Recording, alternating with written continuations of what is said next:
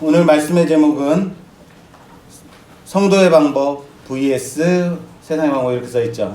성도의 방법 vs 세상의 방법입니다. 제가 예전에 부목사로 사역할 때 저희 담임 목사님으로 계시는 분이 참 난감해 하셨었어요. 설교 제목을 제가 달라고 해서 설교 제목을 드렸는데 설교 제목에 영어가 들어있는 거죠. 오케이.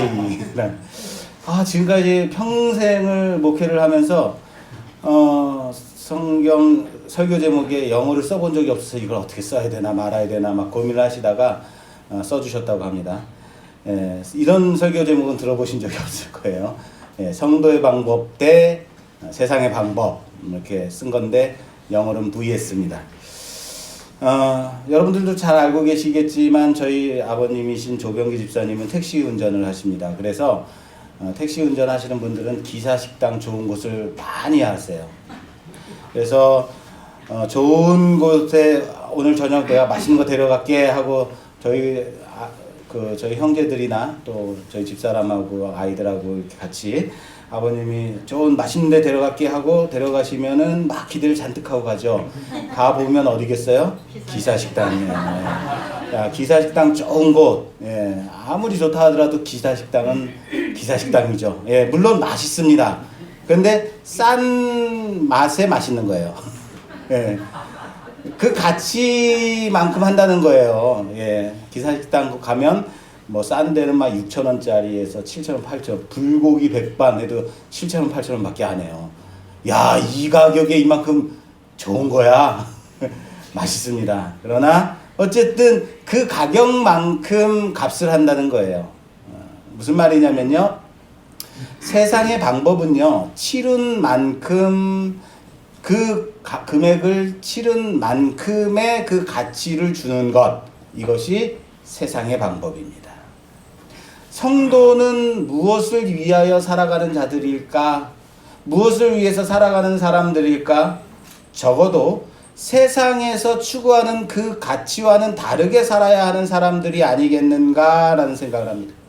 특별히 요즘처럼 정치적으로나 경제적, 외교적으로 매우 힘들고 어려울 때, 복잡할 때, 시끌시끌한 뉴스들이 너무 많을 때 성도들이 정말로 어떤 가치를 두고 살아가는 자이어야 하는가 고민을 참 많이 해야 될 때가 아닌가 생각이 됩니다. 우리는 22장 아브라함이 모리아 땅 한산에서 자신의 가장 사랑하는 아들 독자 이삭을 하나님께 번제로 바치는 그 시험을 무사히 통과한 것을 우리가 4시간을 걸쳐서 보았습니다. 그리고 드디어 오늘 23장으로 넘어왔어요. 오늘 이 아브라함의 삶을 통해서 성도가 과연 성도가 무엇을 목적하고 살아야 되는 것인가에 대해서 그리고 그것이 무엇이어야 하는지에 대해서 좀 점검하는 시간이 되었으면 좋겠습니다. 오늘 본문은 이전 장, 다시 말해서 오늘 23장 1절부터 시작하지만 22장에서 이어지는 본문이에요. 22장에서 이렇게 시작이 됩니다. 22장 20절에 이 일 후에 어떤 사람이 아브라함에게 아뢰어 이르기를 밀가가 당신의 형제 나홀에게 자녀를 낳았다 하였더라. 밀가가 당신의 형제 나홀. 자, 여기서 이 일 후에라고 말을 시작하고 있어요. 이 일 후라는 것은 모리아 땅 한산에서 이삭을 드린 그 사건, 그 시험을 지난 그 일 후에 어떤 사람이 아브라함을 찾아온 거죠. 어떤 사람이 아브라함을 찾아서 전한 말로 시작이 됩니다. 하나님이 주신 그 믿음의 검증이 끝난 뒤에 하나님은 아브라함에게 다시 약속을 하십니다. 그래, 네가 나를 경외하는지 네가 나를 사랑하는지 내가 이제 알겠다라고 말씀하시고 그 이후에 하나님께서 아브라함에게 또 약속을 주세요. 근데 그 약속이 새로운 약속이 아니라 지금까지 아브라함의 인생 가운데서 계속 주셨던 2가지 약속. 뭐겠어요? 자손과 땅. 이것을 언약하십니다. 또 다시 약속하세요. 그리고 이 일 후에, 그래서 그 일 후에 하고 나홀, 아브라함의 형제 중에 나홀이 있습니다. 이 나홀이 등장하고 있어요. 이 나홀은요, 우르 지역, 아브라함이 갈대아 우르 지역에서 떠나왔잖아요. 그 고향 땅 우르 지역에 있는 아브라함의 형제입니다. 그리고 그 뒤에 보면 이 8사람은 아브라함의 형제 나홀의 아내 밀가의 소생이며 부두엘은 리브가를 낳았고, 부두엘은 리브가를 낳았고 라고 시작하고 있습니다. 자, 여기서 우리에게 좀 익숙한 이름이 이제 하나 나오죠. 누구요? 리브가. 예, 영어로는 레베카. 리브가가 나옵니다. 22장에 아브라함이 이삭을 바친, 하나님께 드린 그 시험을 통과한, 그것을 통해서 우리는 일종의 영화로 치자면 클라이막스인 거죠. 아브라함 인생 가운데서 22장의 그 모리아산의 그 시험은 어쨌든 클라이막스와 같은, 정말 손에 땀을 쥐면서 야, 이 시험을 어떻게 통과할 것인가, 우리는 그렇게 긴장하면서 봐야 되는 그런 장이었다는 거예요. 그래서 영화로 보면 그 클라이막스에 다다른 그 상황인 거죠. 그래서 시험을 잘 마친 그 일 후에 아브라함의 동생의 족보가 이제 나오고 있습니다. 아브라함 동생의 족보, 나홀의 족보. 그 중에 부두엘은 리브가를 낳았다라고 하는 그 부분이 중요한 거예요. 다른 이름은 기억하지 않으셔도 됩니다. 누구의 이름이요? 리브가. 아브라함에게 주신 하나님의 약속이 몇 가지라고요? 크게 2가지예요.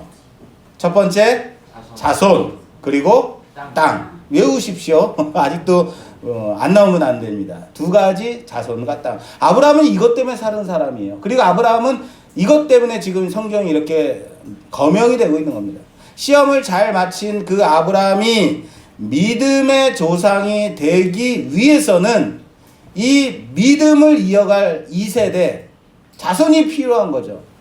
자손이 있어야만 하는 거죠. 다시 말해, 믿음의 조상이 되기 위해서는 꼭 누가 있어야 되는 거예요? 믿음의 후손이. 믿음의 후예가 있어야지만 믿음의 조상이 되는. 후예가 없는데, 믿음을 이어갈 후예가 없어요. 믿음을 이어갈 후손이 없어요.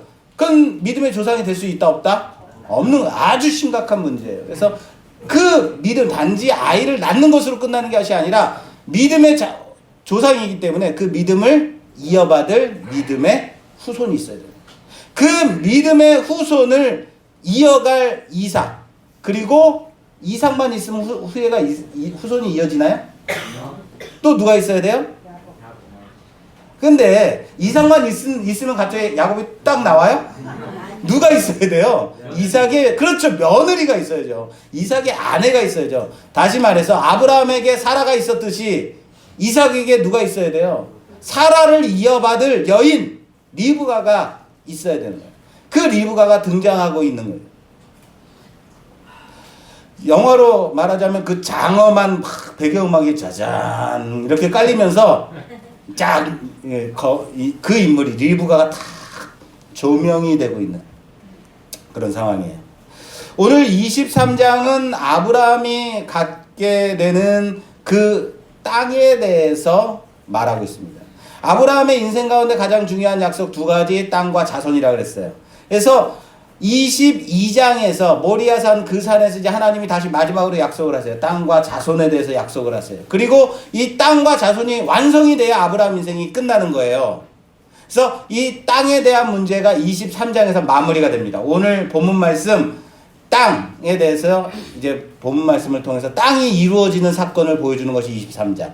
그리고 자손이 이어지는 자손의 문제, 후손이 완성이 되는 것을 보여주는 것이 바로 믿음의 2세대를 이어갈 리브가의 이야기가 나오는 것이 바로 그 다음 장 24장. 그래서 22장에서 시험이 마무리되고 23장에서 땅이 마무리되고 24장에서 자손이 마무리되는 거예요.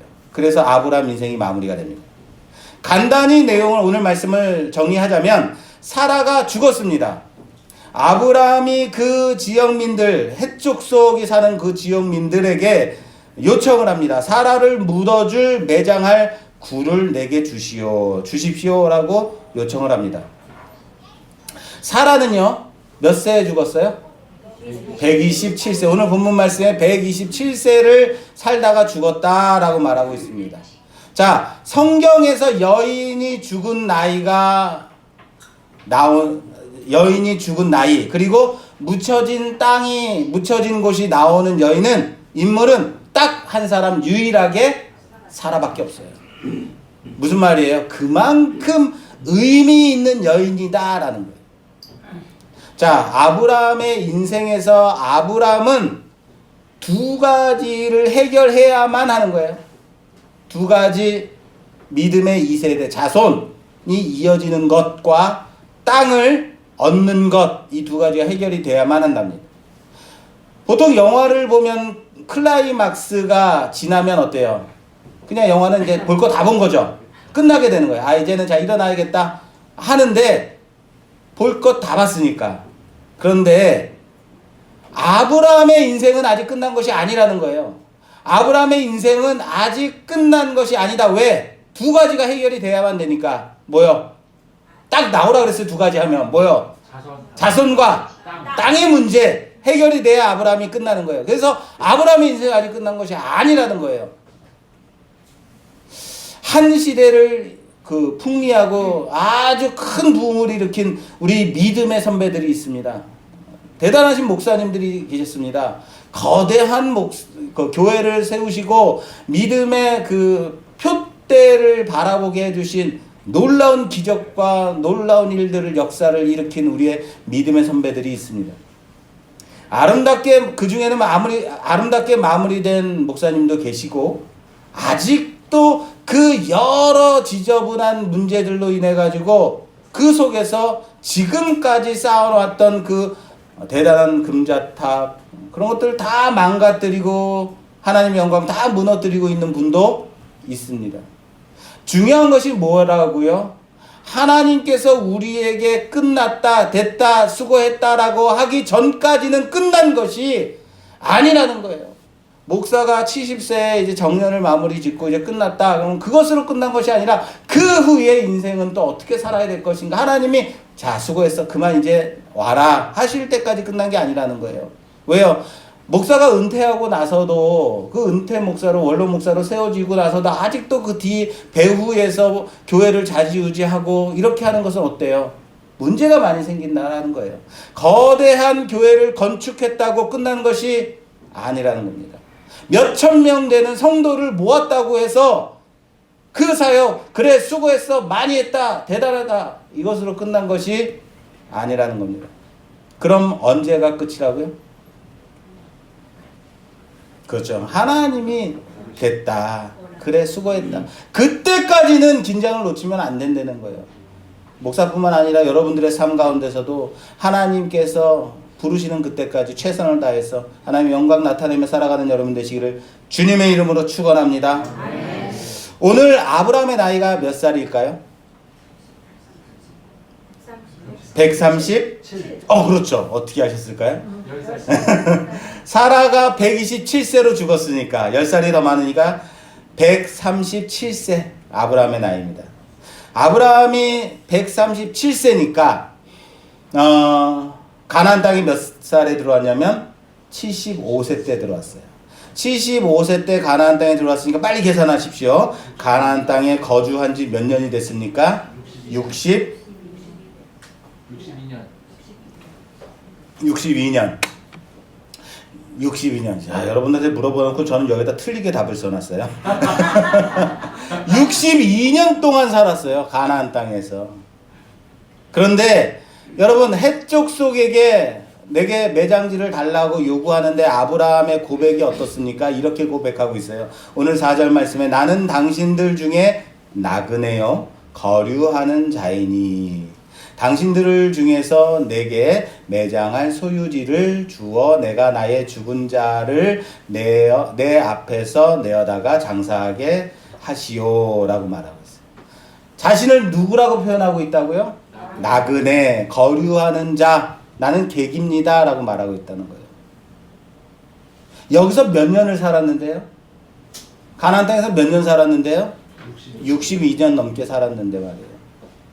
여러분, 바로 이것이 성도의 정체성이라는 사실을 믿으시길 바랍니다. 무슨 말인지 아시겠어요? 62년을 살았음에도 불구하고 나는 아직도 여기서 어떤 사람으로 산다. 나그네로 사는 사람이다. 난 여기서 내가 지배하고 내가 끝까지 여기서 살고 난 그런 자가 아니라 난 여기 가난한 사람이다가 아니라 난 아직도 어떤 사람이라고요? 나그네라고요. 60년을 살았음에도. 이런 노래 있죠?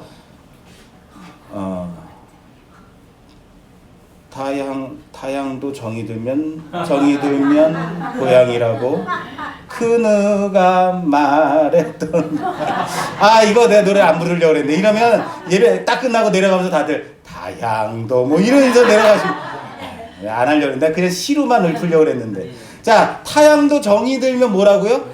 고향이라고 말하는 노래가 있듯이 그런 시가 있듯이 한 지역에서 한 10년 20년 살면 뭐예요? 그냥 고향이지 내 땅이지 여기서 사는 거지 이런 마음 가지고 살아요. 전 노원구 상계동에서 한 20년 산 것 같아요. 그랬더니 거기가 그냥 고향 같습니다. 그런데 여러분 아브라함이 아직도 뭐라고 자신을 표현하고 있다고요? 나그네라고 객이라고 거류하는 자라고 표현하고 있다는 것 이것에 우리가 집중하고 싶다는 거예요. 그곳에서 62년을 넘게 살았음에도 불구하고 아직도 자신을 나그네라고 말하고 있다는 거예요. 왜요? 아직 끝난 게 아니기 때문이에요. 이곳에서 정착하고 끝까지 살아라. 이게 아니라는 거예요. 하나님이 끝날 때까지 끝이 아니기 때문에. 그러나 여러분 해족속이 아브라함을 그러면 당신은 나그네야, 당신 타인이야 뭐 이렇게 표현했을까요? 그렇게 표현했을까요? 해족속들이 표현하는 아브라함은 결코 아브라함을 나그네 이렇게 거류하는 자라고 보고 있지 않다는 거예요. 그들의 주로 하나님이 세우신 선지자, 지도자로 보고 있었다라는 거예요. 당신은 우리의 지도자입니다. 하나님이 세우신 분이시잖아요. 그럼에도 불구하고 아브라함이 어떻게 했다는 거예요? 군림하지 않았다. 지배하고 있지 않았다는 거예요.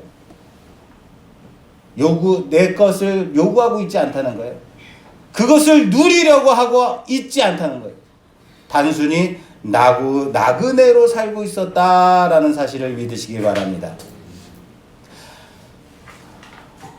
바로 우리 신앙인들이 우리 그리스도인들이 가져야 되는 이 땅에 대한 우리의 바른 자세라는 사실을 믿으시기 바랍니다. 오늘 23장에서는 이제 아브라함이 이 땅을 자기 아내 사라를 묻을 그 굴, 우리는 땅을 파고 사람을 묻지만 이 중동에서는 굴에다가 사람을 이제 안치합니다. 시신을. 그래서 아브라함이 이제 굴을 얻기 위해서 이제 23장 전체를 통해서 땅을 어떻게 얻는가에 대해서 보여주는데 아브라함이 그 중에 에그론의 소유지인 막벨라 굴을 이제 사게 됩니다. 막벨라 굴. 우리는 이미 아브라함과 아비멜렉의 그 계약 블레셋 땅의 임금 그랄 왕 아비멜렉을 통해서 그들이 계약하는 모습을 통해서 아브라함이 아비멜렉의 우물을 가질 때 대가를 치르고 가졌다라는 장면을 우리는 미리 살펴봤었습니다. 그죠? 그냥 우리 서로 침범하지 말자라고 약속을 맺었음에도 불구하고 계약을 맺었음에도 불구하고 아브라함은 굳이 7마리의 새끼 양을 따로 떼어다가 아비멜렉에 주죠. 이거 대가를 치르는 것이라 그랬어요. 절대 공짜는 있다 없다? 없다. 공짜는 없습니다. 대가를 치러야 된다라는 말씀드렸어요. 그것이 누구의 방법이에요? 성도의 방법이라고요. 공짜 좋아하지 말라 그랬습니다. 자, 그럼 성도의 방법은 대가를 치르는 것. 성도의 방법은 공짜 없다. 무조건 대가를 치르십시오라 말했어요. 그럼 이런 성도를 대하는 세상의 방법은 어떤 방법일까? 에그론의 모습을 통해서 이 땅 주인 에그론의 모습을 통해서 우리 좀 살펴보고 싶어요. 재밌습니다. 보십시오.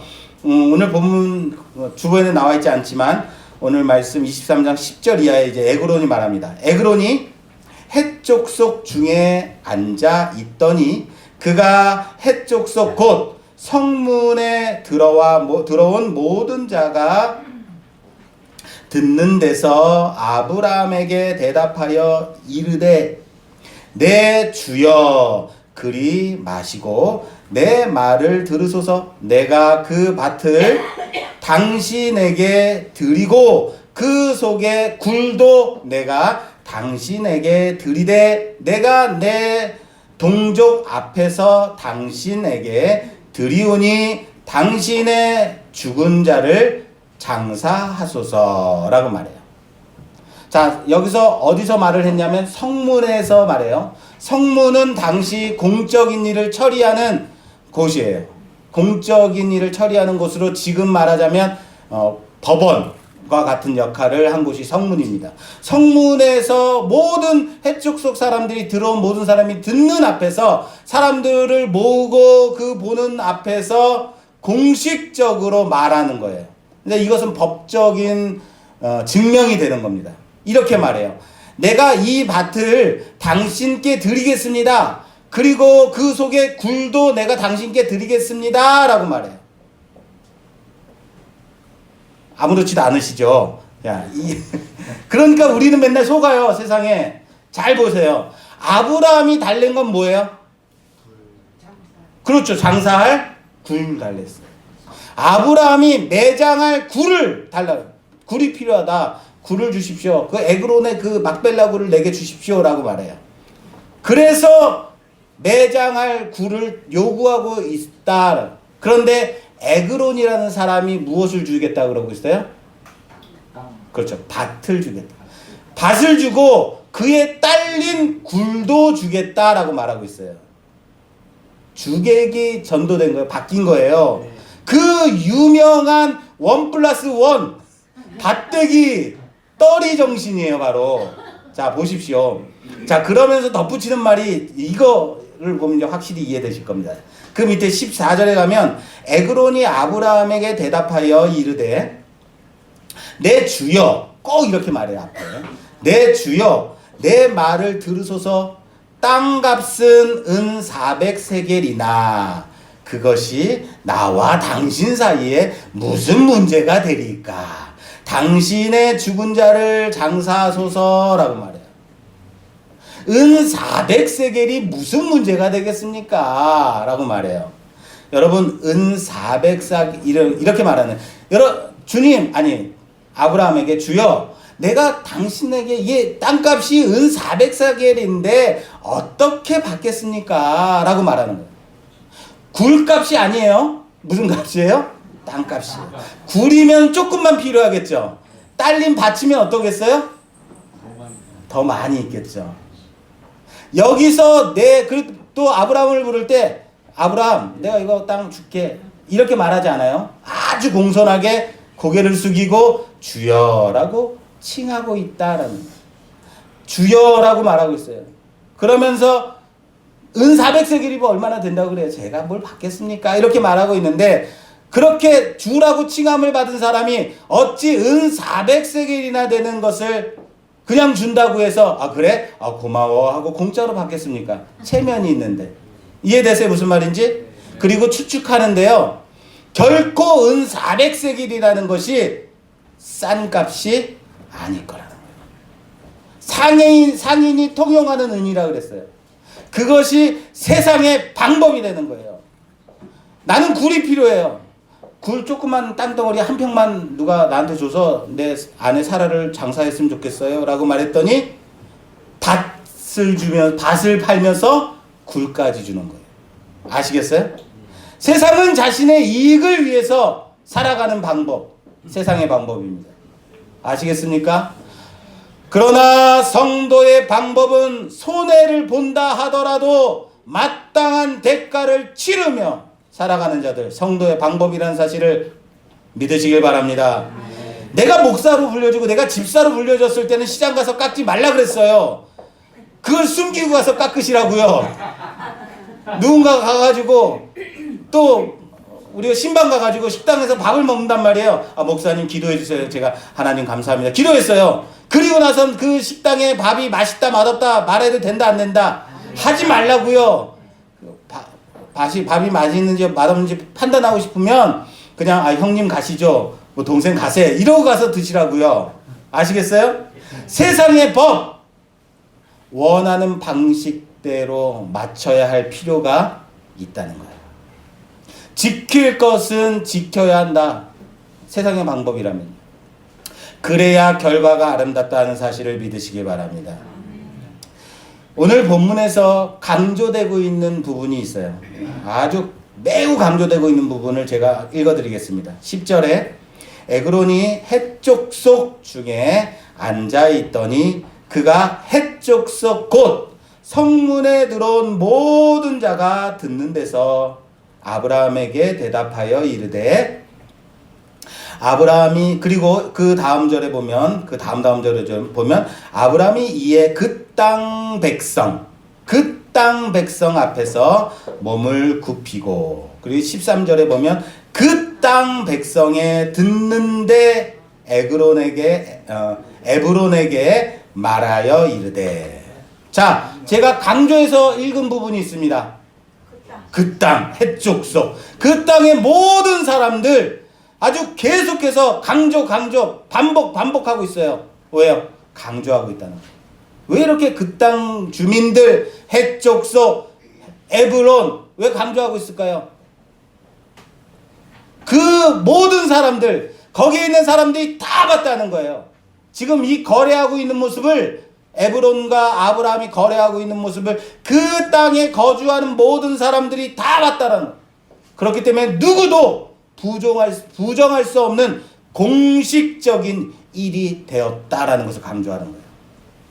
왜 이렇게 강조해야 되는가? 잠시 후에 말씀드리겠습니다. 자, 또 한 가지 강조되는 것이 여기 또 있습니다. 16절 말씀에 이렇게 되어 있어요. 아브라함이 에브론의 말을 따라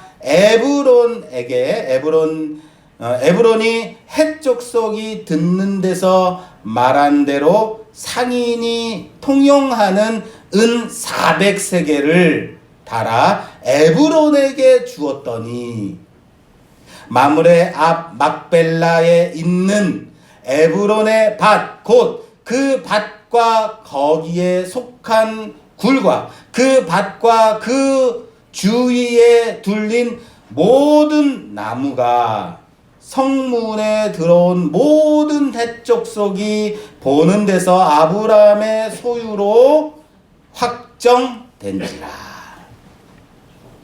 뭐가 강조되고 있는지 아시겠습니까? 은을 달아 주었다라고 강조하고 있고요. 자, 그랬더니 이제 밭, 굴, 거기에 속한 모든 나무가 다 에브론에게 속했던 모든 것들이 다 누구에게? 아브라함에게 소유가 되었다라고 모든 사람들이 보는 데서 아브라함의 소유가 되었다, 확정되었다라고 강조하고 있어요. 그리고 여러분 23장 마지막 절이 이렇게 끝납니다. 이와 같이 그 밭과 거기에 속한 굴이 헷족속으로부터 아브라함이 매장할 소유지로 확정되었더라. 또 말하고 있어요. 반복 뭐라고요? 강조하는 거예요. 그 땅이 아브라함의 소유가 되었음을 강조하고 있다는 거예요. 이 땅을 아브라함은 강탈한 빼앗은 것이 아니라는 거예요. 불의하게 취한 것도 아니라는 거예요. 그 밭과 굴 또한 모든 것을 그냥 얻은 것도 아니라는 거예요. 그렇기 때문에 온전하게 이 땅은 아브라함의 것이 된 거예요. 공식적으로 확정된 거예요. 자, 왜 이렇게 강조하고 있느냐? 왠지 아십니까? 그렇게까지 해야지만 왜 이렇게까지 해야지만 했을까? 그래야 이 땅을 400년이 지난 후에 야곱의 후손들이 애굽 땅에서 종살이 하던 그들이 자신들의 소유권을 주장하고 돌아올 수 있기 때문에 이 땅은 아브라함이 헷족속에서 딴 아브라함의 땅이다라는 거예요. 언제요? 400년이 500년이 지난 아주 수많은 시간이 지났어도 이 땅은 누구의 땅이라는 거예요? 아브라함 땅이요. 에브론의 사람 누구죠? 헷족속에 있는 모든 사람들이 이것을 봤습니다. 아무도 부정할 수 없는 사실이에요. 그 자손이 이 땅은 누구의 땅이에요? 아브라함 땅이에요. 아브라함이 샀어. 얼마든지 말할 수 있기 때문에 그래요.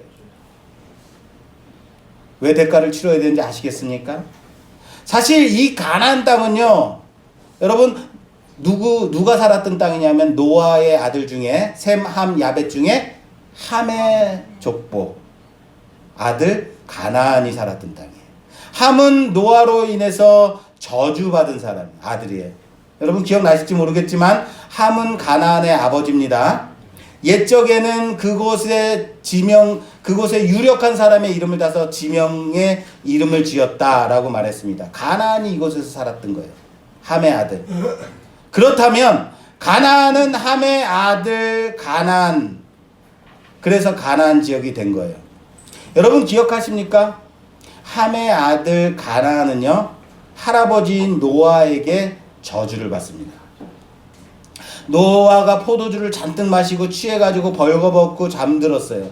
그랬더니 함이 들어가가지고 아버지가 벌거벗고 있다 나와서 자기의 형제들에게 막 떠버립니다. 그랬더니 첫째와 셋째가 어떻게 합니까? 아버지의 하체를 보지 않고 수치를 보지 않고 뒤로 들어와서 겉옷으로 아버지의 수치를 가려줍니다. 그리고 나중에 이 문제는 아버지 노아가 깨어서 이 일을 알고 가나안을 저주합니다. 저주받은 거죠. 그런데 9장 26절 이하에 이렇게 되어 있어요. 또 이르되 셈의 하나님 여호와를 찬송하리로다. 가나안은 셈의 종이 되고, 가나안이 종이 되는 거예요. 하나님이 야벳을 창대하게 하사 셈의 장막에 거하게 하시고 가나안은 그의 종이 되게 하시기를 원하노라. 이렇게 말해요. 자, 가나안은 무조건 종이에요. 셈의 종이고, 야벳이 창대해져도 그래도 가나안은 종인 거예요. 그런데 누구의 장막에 거주하냐면 셈의 장막에 거주한다라고 하고 있어요. 그리고 또 그럼에도 불구하고 또 가나안은 종인 거예요. 자, 이 부분에 대한 자세한 내용은 창세기 제가 강의할 때 14번째 설교한 노아의 저주에서 들으실 수 있습니다. 네, 다운받아서 다시 한번 좀 들어보셨으면 좋겠어요. 자, 어쨌든 아브라함은 누구의 후손이에요? 셈의 후손입니다. 그리고 이 땅은 누구의 땅이라고요? 가나안의 땅이에요. 저주받은 함의 족속 가나안의 땅이에요. 그런데 셈이 어디에 왔어요? 가나안에 왔어요. 그리고 셈의 장막에서 가나안이 하나님의 복을 누리는 거예요. 하나님은 셈의 후손인 아브라함을 부르셔서 가나안으로 인도하셨습니다. 그리고는 이곳이 젖과 꿀이 흐르는 복된 곳이 된다라고 칭하시는 거예요. 하나님의 복이 흘러가는 곳. 그렇습니다. 바로 그겁니다. 성도는 저주받은 곳을 하나님의 복이 흘러가는 곳으로 변화시키는 자들이라는 사실을 믿으시기 바랍니다. 아멘. 아브라함이 드디어 이 땅을 소유하게 됩니다. 이 가나안 땅에 작은 곳이라 할지라도 아브라함이 드디어 자기의 이름으로 된 매장지, 밭과 매장지를 갖게 됩니다. 그런데 얼만큼 가졌어요? 겨우 마물의 앞 막벨라 밭과 거기에 속한 굴 나무들. 이곳이 어디냐면 헤브론입니다. 아브라함 인생 전체에서 처음으로 자신의 이름으로 자신의 소유지를 갖게 된 곳이 바로 이곳이에요. 모든 헷 족속이 인정할 수밖에 없는 곳, 모든 가나안 족속들이 인정할 수밖에 없는 이곳이에요. 어쩌면 여러분 마음속에 에게 하나님이 내 눈에 보이는 동서남북 모든 것을 너에게 주겠다라고 말씀하셨는데 에게 겨우 고작 이만큼이야 라고 생각될 수 있겠죠. 하지만 지금의 이 현실을 바라보는, 지금의 내게 있는 이 현실을 바라보는 것은 세상의 방법입니다. 내게 어렵고 힘들고 고작 9평밖에 되지 않은 임대 아파트에 살고 있는 이 현실을 바라보는 것은 누구의 방법이라고요? 세상의 방법이라고요. 성도의 방법은 약속을 바라보는 것입니다. 자, 따라서 합시다. 성도의 방법은 약속을 바라보는 것이다. 그렇기 때문에 여기부터 시작할 수 있는 거예요. 지금부터 시작할 수 있는 거예요. 아브라함은 믿음의 조상입니다. 그것이 자신의 사명입니다. 그러므로 자신의 내 때에서 무언가를 이루는 것은 중요한 것이 아니에요. 자신의 후손의 그 믿음으로 기르는 것, 내 후손에게 믿음이 흘러가도록 내 자식을 길러내는 것, 그 기반으로 시작하는 것, 약속이 이어지는 겁니다. 그리고 이 작은 땅이라 할지라도 이 작은 땅을 잡을 수 있는 손바닥만한 곳이라도 준비하는 것, 그것이 아브라함이 해야 되는 사명인 겁니다. 가장 위대한 왕 다윗이 있습니다. 다윗은 정말로 하나님 앞에 평생을 통해 쓰임 받았습니다. 그가 정말 하고 싶었던 것은 성전을 건축하는 것입니다. 나는 이렇게 좋은 곳에 사는데 어떻게 하나님이 저렇게 장막에서 사실 수 있겠느냐. 성전을 만들고 싶었어요.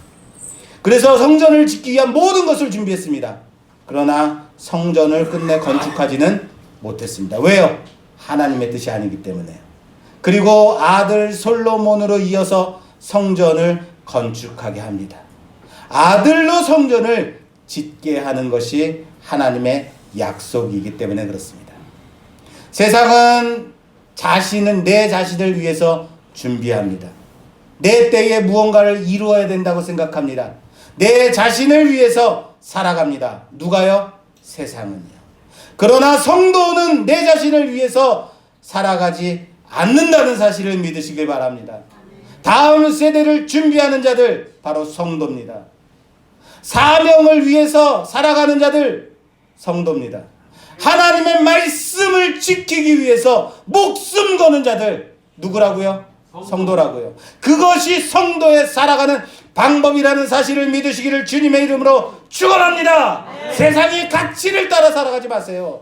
세상의 방법을 따라 살아가지 마세요. 세상 사람들과 똑같이 살아가지 마세요. 오직 성도의 방법으로 하나님의 약속을 따라 그 말씀 따라 살아가는 우리가 되기를 주님의 이름으로 축원합니다. 세상의 다른 방법으로, 세상이 아무리 그런 방법으로 우리를 유혹한다 할지라도 우리는 우리에게 주신 사명을 이뤄가면서 살아가는 자들이에요. 내게 지금 보이는 것이 너무 작다 할지라도 거기부터 시작하는 자들이에요. 하나님께서 그것을 붙잡고 시작하실 겁니다. 하나님이 끝내 그 약속을 이루실 겁니다. 결코 세상의 가치를 바라보며 살아가는 자들이 아니라 성도로서 준비되어지고 하나님의 약속이 나를 통하여서 이루어짐을 바라보며 살아가는, 하늘 소망 품고 살아가는 성도의 방법으로 승리하는 여러분 되시기를 주님의 이름으로 축원합니다. 축원합니다. 우리 시간 말씀 생각하며 함께 기도한 시간 갖도록 하겠습니다.